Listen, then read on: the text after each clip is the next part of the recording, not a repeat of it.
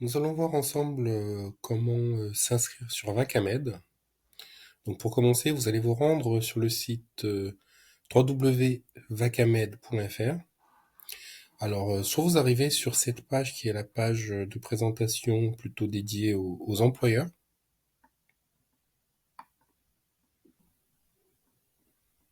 soit vous allez arriver sur l'espace candidat. Le plus important, c'est ici la barre de navigation qui permet toujours de voir, qu'on soit sur l'espace employeur ou sur l'espace candidat, le bouton inscription. On va voir comment s'inscrire. Ici, on va renseigner les éléments. Du coup, vous restez ici sur espace candidat, si vous êtes candidat.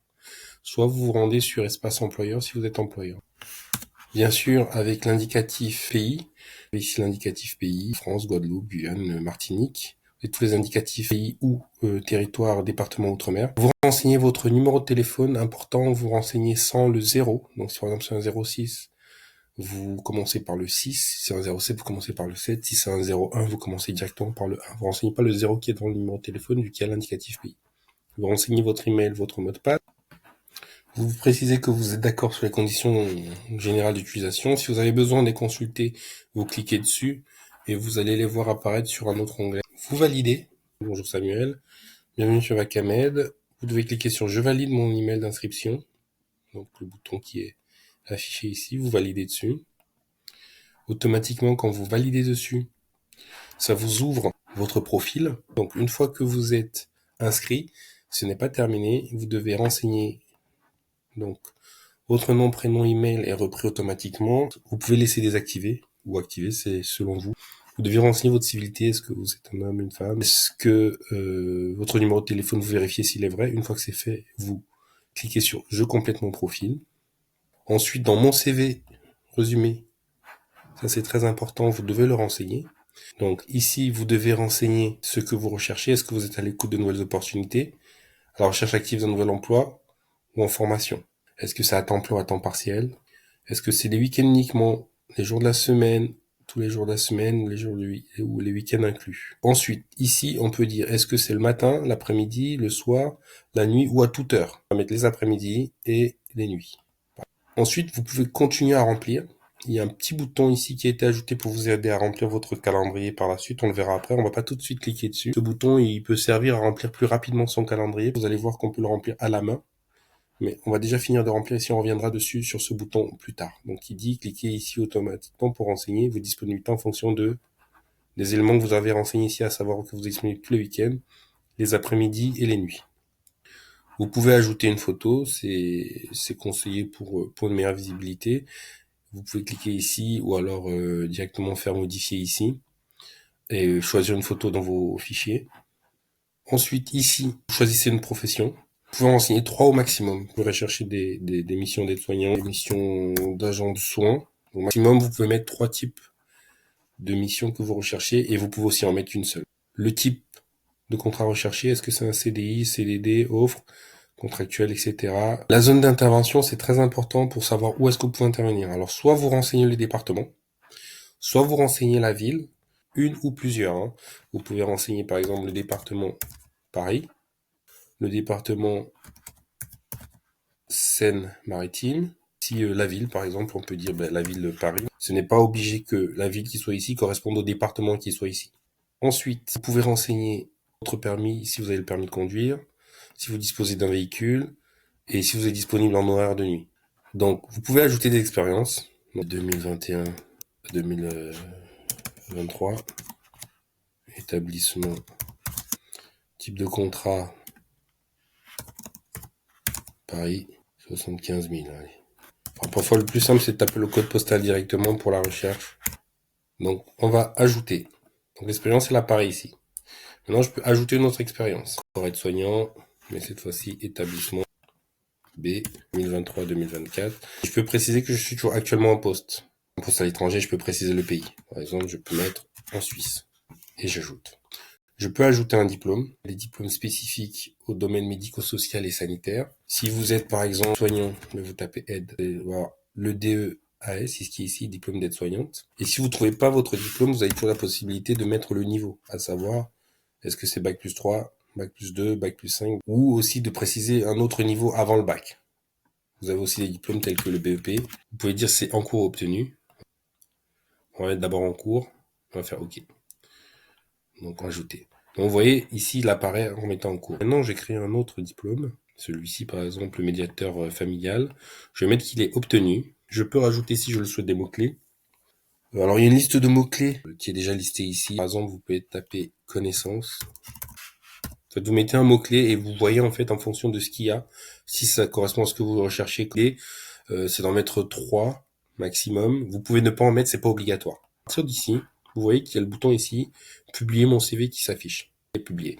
Si votre CV est disponible en ligne pour les recruteurs. Imaginons, vous vous rendez compte que vous avez un petit souci, vous n'avez pas mis à jour. Donc, je dois d'abord venir modifier mon CV. Et une fois que c'est bon, que je peux modifier mon CV, je peux venir ici et rajouter CDD. Donc, je publie. Voilà pour la partie CV résumé. Ici, c'est le calendrier. Le calendrier, on arrive dessus, il est vide et il est toujours, on peut pas revenir en arrière parce que c'est le passé. Par contre, on peut être sur le mois en cours, donc forcément au mois de septembre 2024 au moment où on tourne cette vidéo, et on peut aller dans le futur, octobre, novembre, décembre, janvier, février, mars. Il y a deux possibilités de le remplir. Soit vous le remplissez à la main, le vendredi. En fait, il y a des carrés, je vais vous montrer, il y a des carrés, il y a le matin, l'après-midi, le soir et la nuit. Ces carrés sont découpés en blocs de 6 heures. Donc ici, on va dire 6 heures midi, midi 18h, le soir 18h 22h, la nuit 22h 6h. Voilà comment on a choisi de découper. Vous pouvez le remplir à la main. Bon, disons que maintenant je me suis trompé ou je ne veux pas ces disponibilités-là. Je peux les enlever. Donc je clique une fois pour afficher et je clique une fois pour enlever. Autre possibilité, je reviens ici voir mon calendrier, je clique sur ce bouton, mais c'est la même chose. Et là, tous mes week-ends seront renseignés pour l'après-midi et la nuit, sur les 2 prochains mois. Donc si d'ici 2 mois, c'est toujours le même planning, pour ne pas avoir à le remplir à la main, il y aura à revenir ici dans 2 mois et à juste dire actualiser mes disponibilités pour dire que c'est toujours les mêmes, ça n'a pas changé d'un mois à l'autre. Maintenant, on va aller voir le document. Quand vous nous envoyez vos documents les stocks de façon sécurisée, nous sert surtout à vérifier et à valider votre profil. C'est-à-dire que quand votre profil sera affiché, on pourra indiquer à l'employeur que 1. Vous avez renseigné que le diplôme était soit en cours, ça s'affichera, soit obtenu. Donc vous le voyez ici par exemple, lorsque le diplôme est en cours, donc ici CAP, ici que vous avez le diplôme DEMF et le diplôme DEIDE. Mais si par contre vous nous aviez déposé ces diplômes, ici il y aura et que nous validions ces diplômes, il y aura une deuxième coche qui apparaîtra ici qui sera diplôme reçu et validé. Donc, ça nous sert surtout à valider votre profil. Ensuite, ça, c'est si vous avez des candidatures auxquelles vous avez postulé. Là, c'est lorsque vous recherchez des emplois, ça apparaîtra ici. Là, c'est si vous enregistrez des offres.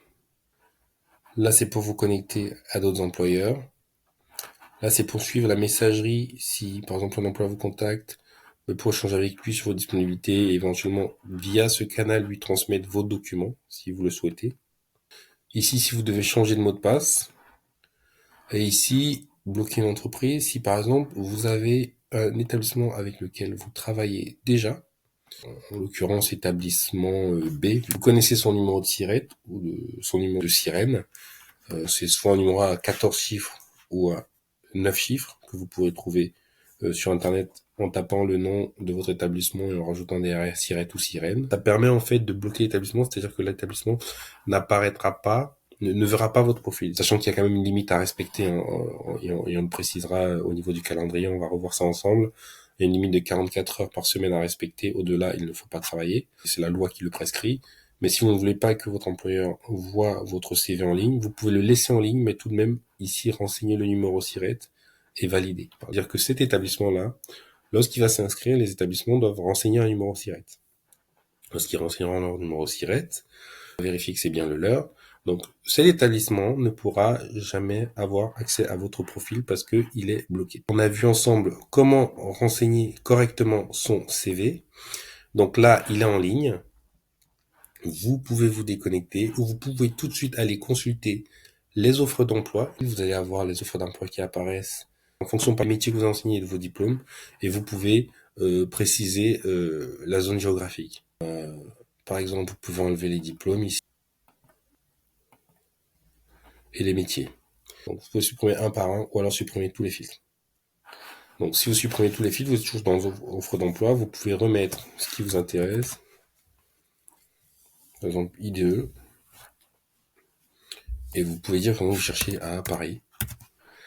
Donc là, actuellement, vous avez 22 offres. Voilà, vous pouvez regarder. Vous avez la liste des offres. Voilà. Après ça, vous pouvez vous déconnecter.